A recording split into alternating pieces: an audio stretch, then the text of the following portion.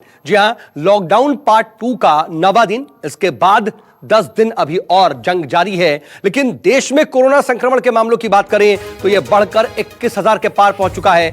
अब तक देश भर में कुल जो कोरोना संक्रमितों की संख्या है वो 21,393 पहुंच चुकी है, जबकि कोरोना से अब तक 681 लोगों की मौत हुई है और बीते 24 घंटे में 1409 नए केस सामने आए हैं।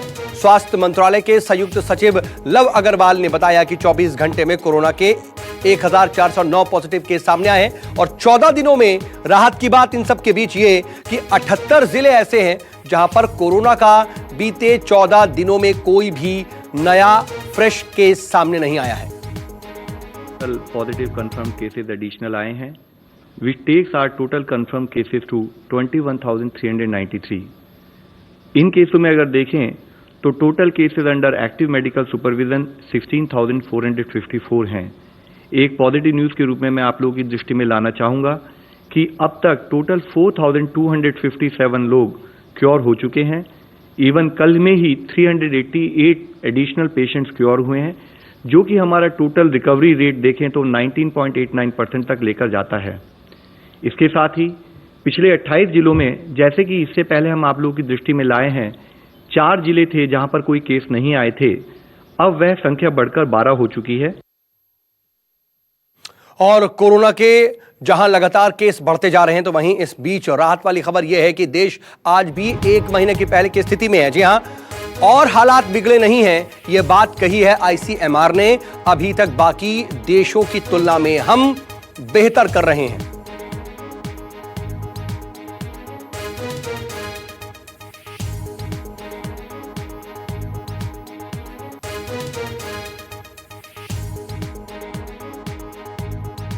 So there has been a lot of action during these 30 days.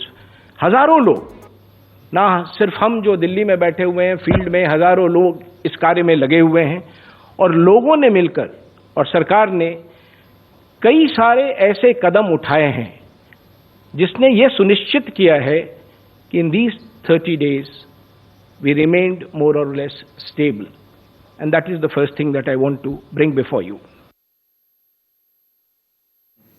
और संजीव त्रिवेदी मेरे सहयोगी इस खबर पर ज्यादा जानकारी के साथ जुड़ रहे हैं। संजीव, इसको अगर हम देखें तो किस तरह से नजर आता है कि अब आने वाले वक्त में स्थिति कम से कम बेहतर?